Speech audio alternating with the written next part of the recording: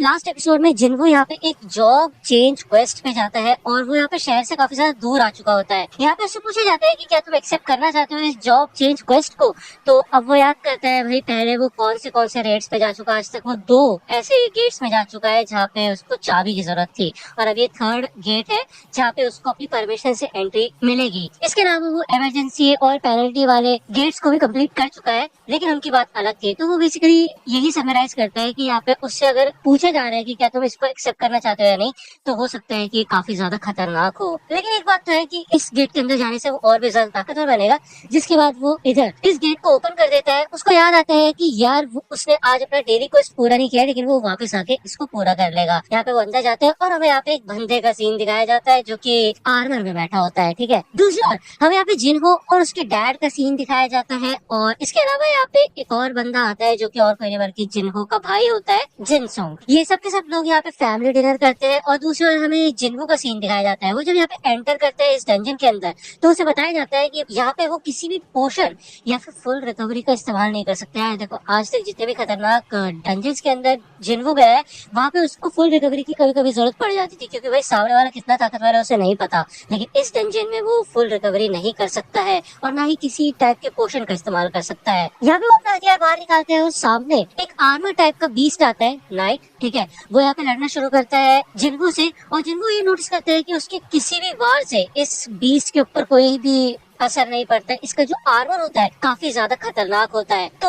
यहाँ पे जिन्हों को याद आता है कि वो कसाका से भी लड़ा था जिसका आर्मर बहुत ज्यादा स्ट्रॉन्ग था, तो उसने उसे अपने हाथों से ही तोड़ के रख दिया था। जिसके बाद यहाँ पे वो अपने हथियार को छोड़ के अपने हाथों से ही इस नाइट की गर्दन तोड़ देता है। जिसके बाद ये नाइट आराम से लेट जाता है यहाँ पे। उसके थोड़ी देर बाद ही यहाँ पे और भी कई नाइट्स आ जाते हैं। अब यार ऑब्वियसली बात है, इधर जिन्हों अपने डैमेज को हील नहीं कर सकता और ये काफी प्रॉब्लम वाली बात है, लेकिन इस डंजन को उस बात से कोई फर्क नहीं पड़ता, जिस वजह से यहाँ पे काफी सारे नाइट्स तैयार हो जाता है आने के लिए। दूसरा जिन्हों यहाँ पे खाना भी नहीं खा रहा होता, तो उसके डैड पूछते हैं भाई तुम क्या सोच रहे हो, किस बात में खोए हुए हो तुम। तो जिन्हों कहते हैं ऐसी कोई बात नहीं है। तो उसके डैड जिनसंग से पूछते हैं कि भाई गिल्ड को बनाने का काम कैसे चल रहा है, मैंने सुना है कि जिन एस रैंक के हंटर्स को तुमने अप्रोच किया था, उन्होंने तुम्हारे ऑफर्स को ठुकरा दिया है। तो जिनसंग कहते हैं हाँ ऐसा है कि हंटर मिन बेंगू और चाहे ने मेरे ऑफर को ठुकरा दिया है, लेकिन इससे कोई परेशानी नहीं है। कुछ यूरोपियन और मिडिल ईस्टर्न हंटर्स है जिनको मैं ऑफर्स देने वाला हूँ, और वो मेरे ऑफर्स को मना नहीं कर पाएंगे क्योंकि मैं जानता हूँ कि वो चाहते क्या है। और हंटर हांग डोंगसू का भी यही सीन है। तो जिन्हों मन में कहते हैं अच्छा तो बाहर से हंटर्स को बुलाया जाएगा। तो जिनसंग कहता है कि हे जिन्हों,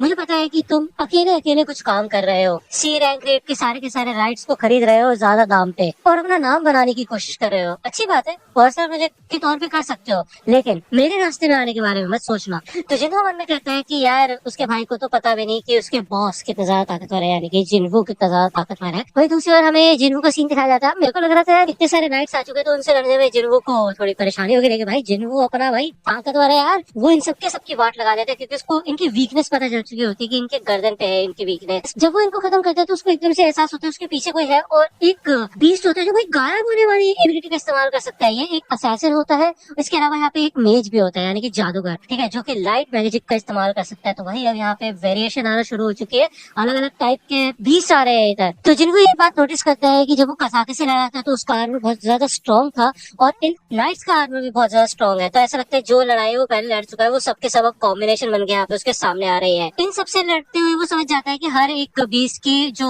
कमजोरी है वो अलग अलग है, उसके हिसाब से उसको ध्यान देना पड़ेगा और एक एक करके इनको हराना होगा, क्योंकि ये सबके सब अलग अलग तरीके से जिन्हों के ऊपर अटैक कर रहे होते हैं। ओके, तो सिर्फ ताकत से नहीं दिमाग से इधर जिन्हों को लड़ना पड़ेगा। साथ ही साथ उसका फटीग भी इधर बढ़ रहा होता है धीरे धीरे करके, और उसके पास कोई ऑप्शन नहीं होता क्योंकि वो हील भी नहीं कर सकता अपने आप को।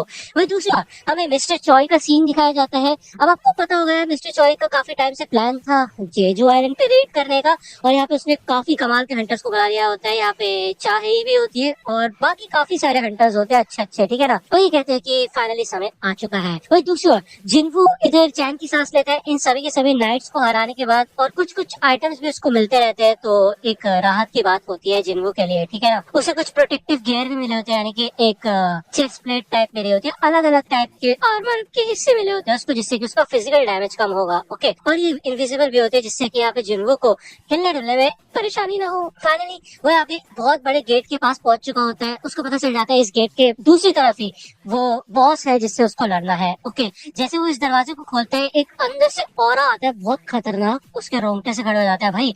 लेकिन उसके बावजूद वो अंदर जाता है। यहाँ पे भाई मशाले वगैरह जल जाती है। एक थ्रोन रूम टाइप होता है ये, ठीक है ना, मतलब राजा का रूम जैसे होता है। यहाँ पे एक सिंहासन होता है।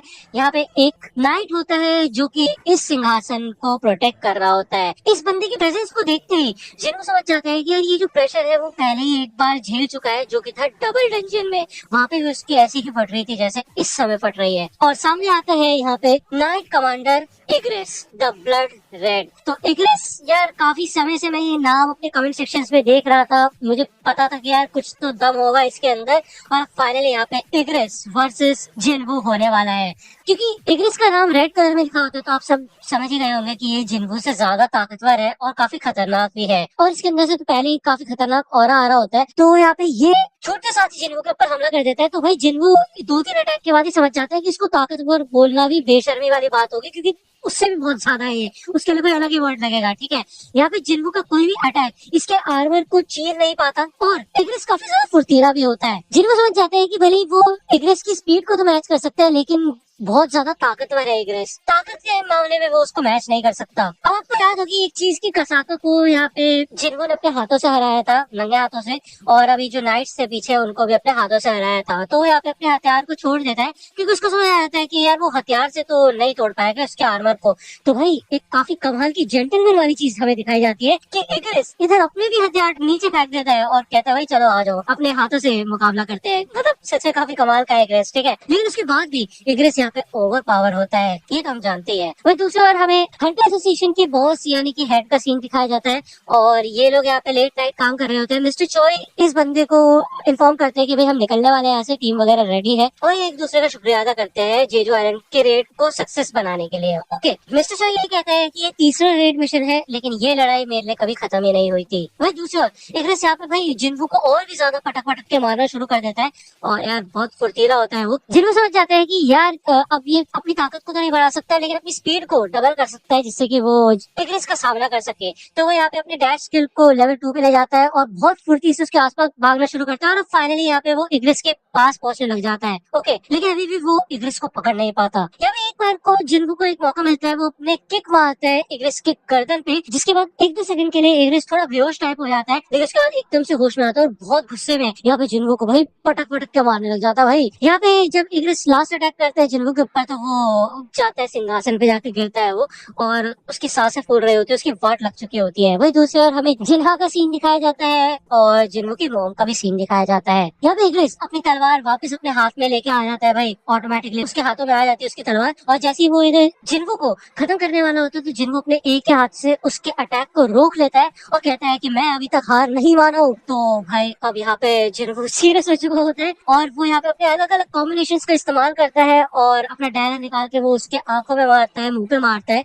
उसके बाद भी यहाँ पे इग्रेस को ज्यादा फर्क नहीं पड़ा होता, लेकिन उसका ब्लड निकला होता है। यहाँ पे इग्रेस जिन्वू का ही डैगर लेके उसके ऊपर चलाने लग जाता है, जिसको देख के जिन्वू कहता है भाई ऐसे ही थोड़ा अपने मालिक को चेंज कर लेता है डैगर। लेकिन फिर भी वो फुर्ती से अपना दूसरा डैगर निकालता है और फिर से कंटिन्यूसली अटैक करने लग जाता है इग्रेस के मुंह के ऊपर। और फाइनली वो इग्रेस को हरा देता है। यार जिन्वू यहाँ पे चैन की सांस लेता है और वो कहता है भाई आज तो बाल बाल बचा है वो, क्योंकि ऑब्वियसली बात है इन दोनों के एक्सपीरियंस में, लड़ाई में, एबिलिटी और स्किल्स में जमीन आसमान का फर्क था। लेकिन आज जो वो जीता है वो बस लक के बेसिस पे जीता है। एक गलती होती और जिन्वू जान से जा सकता था। यहाँ पे उसको 4 रिवॉर्ड मिले होते, एक लेदर पाउच मिला होता है जिसमें 1.5 मिलियन गोल्ड होता है। इसके अलावा उसे क्रिम्सन नाइट का हेलमेट भी मिला होता है जो कि एस रैंक का प्रोटेक्टिव गियर है। और आपको याद होगा वो जो डीमन कासल है उसमें एस रैंक की इक्विपमेंट चाहिए, लेकिन आज से पहले कभी भी जिन्वू ने एस रैंक की इक्विपमेंट देखे नहीं थे। ये उसका पहला इक्विपमेंट है। ओके, इसके अलावा उसका फिजिकल डैमेज भी इससे बहुत ज्यादा कम हो जाएगा। इसके अलावा उसे एक रूल स्टोन भी मिला होता है रोलर हेड का। उसे नहीं पता होता ये किस चीज का स्किल है,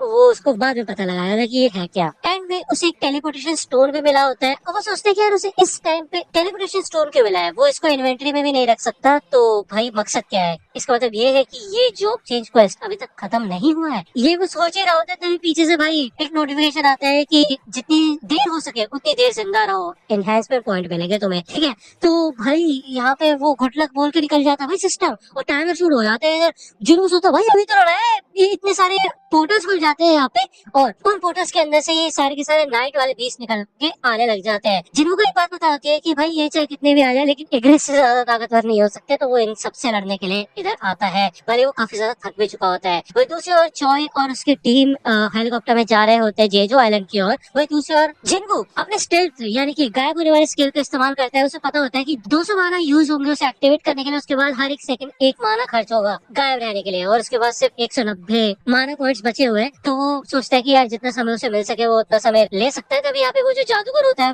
वो पता लगा लेता है भाई जिन्हो का। तो बताइए सच में काफी ज्यादा एडवांस्ड है सारे के सारे बीस्ट। इधर जिनको अपने स्टेल्थ और मर्डरस इंटेंट का भी इस्तेमाल नहीं कर सकता है, तो भाई वो करे क्या है, लड़ेगा कैसे? तभी पीछे से यहाँ पे पहला वार होता है, यहाँ पे जिन्हो के ऊपर उसका खून भी बहता है, काफी अच्छा खासा कट लगा है उसके पीछे, और अभी सिर्फ 5 मिनट ही हुए होते हैं जिन्हो को लड़ते लड़ते। इन सब ने यहाँ पे चारों तरफ से जिन्हो को घेर लिया होता है, और जैसे ही वो यहाँ पे सोचता है टेलीपोर्टेशन स्टोन का इस्तेमाल करने का, एक अटैक आता है जिसके बाद उसका टेलीपोर्टेशन स्टोन भी दूर गिर जाता है। तो भाई यार यहाँ पे लंका लग रही है भाई जिन्हो की, ऊपर से थक गया, ऊपर से रिकवरी भी नहीं कर सकता। अब बताओ यार होगा क्या, मेरे को कमेंट सेक्शन में जरूर बताना। एनीवे नेक्स्ट एपिसोड का नाम है वो जो तुम काफी समय से कमेंट में डाल रहे हो, अराइज।